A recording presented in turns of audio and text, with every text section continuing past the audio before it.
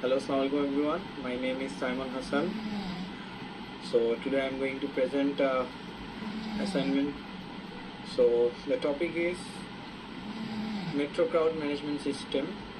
So this system is designed to improve our safety on metro platform by automatically control the number of people who can enter one at a time. So the problem we are solving is that when too many people are on the platform, it can be dangerous. So our solution is to build an automatic system that uses a gate to manage passenger flow and keep the platform safe. So as we can see in our first and second slide, there are guidance and the questions we can see. So the first question is to sketch the block diagram showing RFID sensor and etc. So we move on the first question. The answer number 1 is, so here we can see in this slide shows the overall design of our system. It's like a team of different electronic parts working together. Let's look at each other. At first we can see there is RFID sensor that detects passenger's ticket. The signal that in the second we can see that ADC which converts it into a digital signal that our system can understand. In the third we can see a synchronized counter which keeps a running total of how many people have entered the platform. On the fourth we can see the FSM or finite management system. State machine is the brain of the system that it uses the information for the counter to decide what the gate should do. In the third we can see in the fifth we can see there is a 555 timer to provide a steady clock signal that makes sure our counter and the alarm unit work at the correct speed.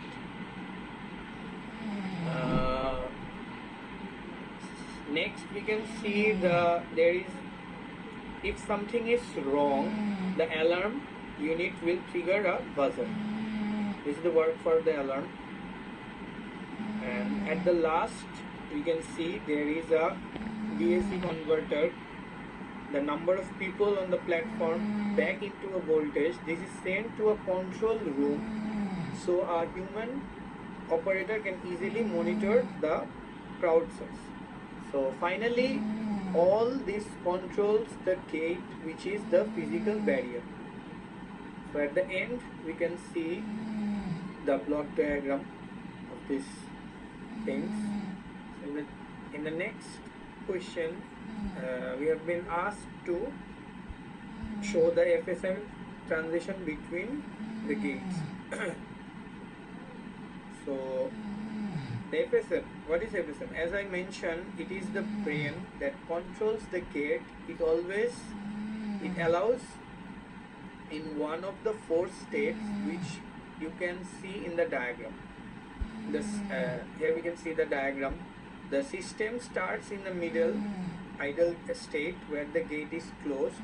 When a ticket is detected, it moves to the check state to verify the ticket.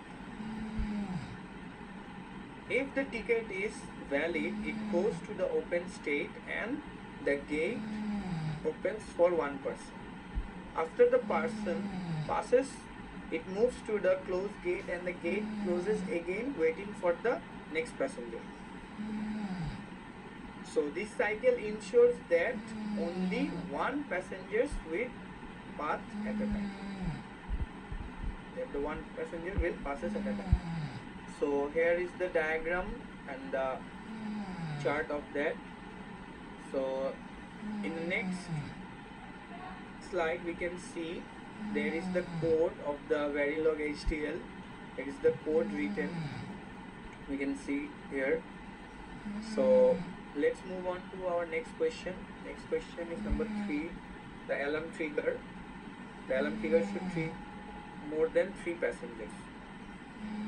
So here we can see the alarm system. The alarm system, safety is the top priority, so we need an alarm system. The goal is to detect if more than 3 passengers try to get past the gate at the same time. To do this, we used 4 sensors. The alarm will only go off if all 4 sensors are triggered simultaneously. We need a simple circuit made with only NAND gates to create this logic. So here we can see the AND gates used in the circuit, and next we can see the timer, 555 timer. The work of 555 timer. To make sure our counter and alarm work correctly, we need a steady clock system. So we build a circuit with the 555 timer for this purpose. The 555 timer generates a repeated pulse like a heartbeat. Like we have a heartbeat. We carefully calculated the value of the resistor and capacitor to get exact timing what we need. So on the next page, we can see the equation for next state and equation for output. So we move on to the next slide, which is answer to number 4. So this question have asked to calculate a 555 timer circuit with using our individual ID. So my ID is 50519. So I have used this ID to find the value of P, which is 20, and frequency is given 400 Hertz. Duty cycle we calculated 80%. Time period we found out 2.5 × 10⁻³ seconds. By using these values, we can find out the threshold voltage, as we can see, which is 2 × 10⁻³ and the tail voltage is 5 × 10⁻⁻⁴. So in this question we have been asked to use 3 they have given 3 capacitors like 50 microfarad, 250 microfarad or 470 microfarad.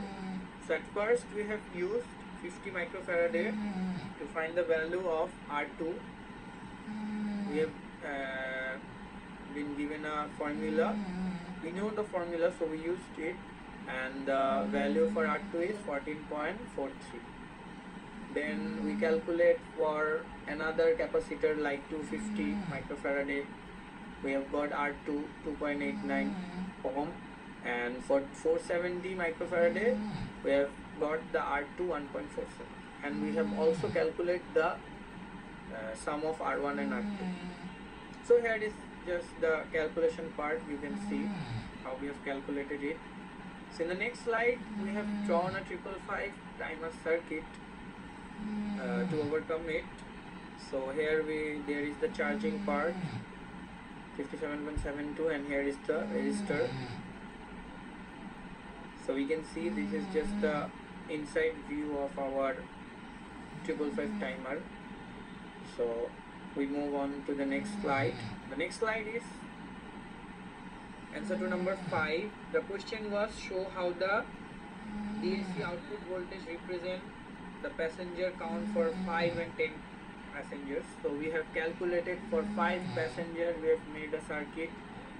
So 5 passenger we get a voltage out of -13 volt, and for 10 passenger we got a voltage out for -6 volt. We have round up the voltages. So here are the workings for that, for 5 passengers and 10 passengers. So we move on to the next slide. The next slide is number 6. In the next slide we have been instructed to illustrate the limitation of the development metro system, safety system. So we have got 6 limitation. The limitation are limited passenger counting accuracy, simultaneous detected on issue, fired capacity limited, analog signal noise, no fail safe on redundancy, human factor not considered. So here we can see the 6 limitation of metro system, safety system. We have discussed all the system here. So this is all. So at the last we can say for a conclusion that this project shows how a combination of different electronic components from sensor to timer and logic circuit can be used to build a smart and automatic safety system. It is a great example of how digital electronic can solve practical and real problem. So thank you. That's it from my side. I am now ready to take any question you might have.